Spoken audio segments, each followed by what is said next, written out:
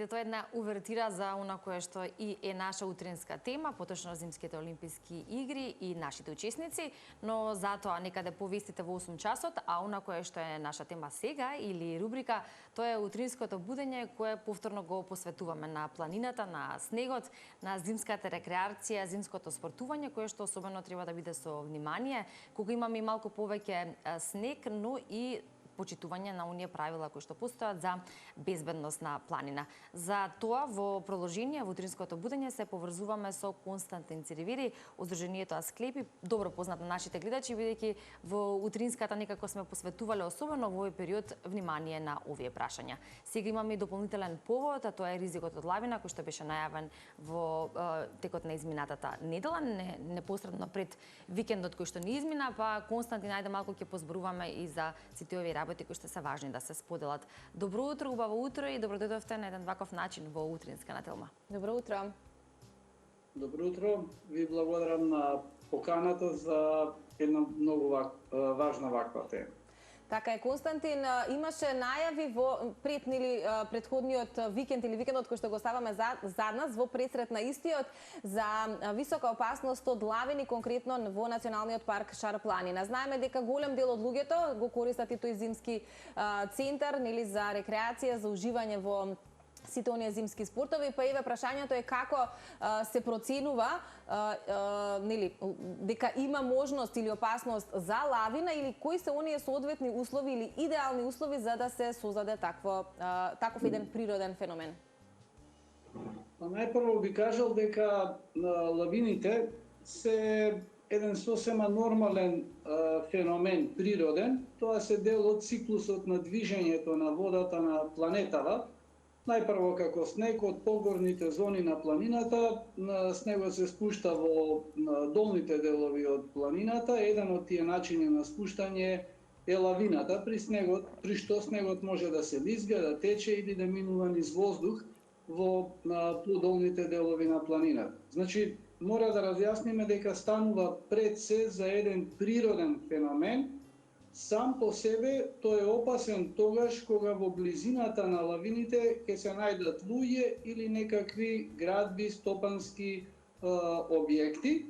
Инаку тоа е феномен кој што постојано се случува на планините, а наше како експерти кои што ја познаваме феноменологијата на планината е да препознаеме кога тие ќе се случат, за да апелираме до јавноста, до посетителите, да не видат на оние места каде што постои опасност лавините да настанат. Инаку не станува збор за некоја посебно драматична ситуација. Имаше одреден лавински инцидент или подобро да наречеме спуштање на лавина забележана на едно место на Шар-планина. Меѓутоа, мора да се напомене дека во тој период е забележана само една, а на целата Шар-планина или во цела Македонија, која што е планинска земја, во истиот тој период веројатно имало многу други лавини. На молба на вработените од паркот, излеговме на терен за да направиме проценка на степенот на лавинска опасност, кој што се прави преку одреден систем на специјализирани тестови, со кој што се испитува стабилноста на снежната покривка. Прво, колку е снежната покривка врзана за подлогата за земјата, а второ, колку самата таа снежна покривка, која што се состои од повеќе различни снежни слоеви, а еден снежен слој е количината на снег која што се натрупува за време на едно континуирано снежно врнење, колку овие снежни слоеви се добро меѓу себе поврзани. Оно кое што ни е важно во овој период, но и генерално е едукацијата кога зборуваме за ова, или пак ако генерално споменеме за безбедност на планина и во однос на движење на снег, кога има повеќе снег, или пак кога правиме или практикуваме некаков зимски спорт, добро е да знаеме што е приоритет токму за таа безбедност, нешто што е дел од вашата работа во планинската организација Асклепи. Ова зима навистина имаме снежна покривка и така како што можевме и да слушнеме во изминатиот тиов период да доживееме и сите кои што отидоа да уживаат на Попова шапка. Што би препорачале во контекст на ова, но и генерално за безбедност на планина, вклучувајќи ја тука и соодветната опрема, но и однесувањето на планина, особено на шапка, каде што за жал сме сведоци на многу ситуации каде што и од тоа има ризик. Секако, ние на Шапка бевме пред сега представници на Планинска академија, Центарот за образование и научно истражување, која што е единствена институција во нашава земја која што се занимава со безбедност во планинскиот туризам. И тогаш, врз основа на тестовите што ги направивме на терен, имавме нашиот заклучок беше дека степенот на лавинската опасност е 4 според европската скала на оценување. Тоа е релативно висока лавинска опасност во оние зони каде што постои истата опасност, меѓутоа тоа не значи дека насекаде на целата планина постои голема опасност. За да се препознае кои се местата каде што постои лавинска опасност, а се разбира се препознаат и безбедните места, неопходно е знаење, неопходна е соодветна едукација, затоа е и апелирано од страна на паркот во повисоките зони над 1700-1800, особено на 2000 метри, посетителите да се движат само доколку се добро едуцирани или во придружба на професионални водичи кои секако заради својата професија и системот на образование низ кој што менуваат се добро образовани да можат да препознаат лавини или во случај, не дај Боже, ако се случи некаков лавински инцидент, да можат да реагираат соодветно. Значи, најдобрата превентива за заштита од лавините е едукацијата, пред се доброто информирање, а потоа едукација на оние кои се движат самостојно или ја превземаат одговорноста за движење на одредена група на планина која што тие ја анимирале или пак ја водат на планина. Константин, споменавме за еден убав викенд кој што е за нас кога се нели зимските центри во Македонија во прашање, снежен викенд, имаше и нови нели врнежи од снег, па еве една информација од прва рака што се вели од вас како е периодов можеби на Попова шапка, каде што споменавте дека и сте биле, каква е раздвиженоста, каква е атмосферата со оглед на тоа што навистина овие се места кои што привлекуваат и туристи кои што нели сакаат да ги уживаат зимските спортови. За среќа, така како што сакаме со доаѓањето на снегот, снежните центри се полнат. Тоа е и основната нивна намена од секој, и од рекреативен, и од спортски, и од економски аспект. За жал, барем од она јас што можев да го видам, на одредени места имаше групи планинари кои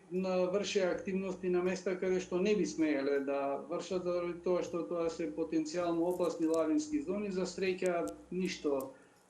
не се случи, меѓутоа тоа не значи дека немало лавинска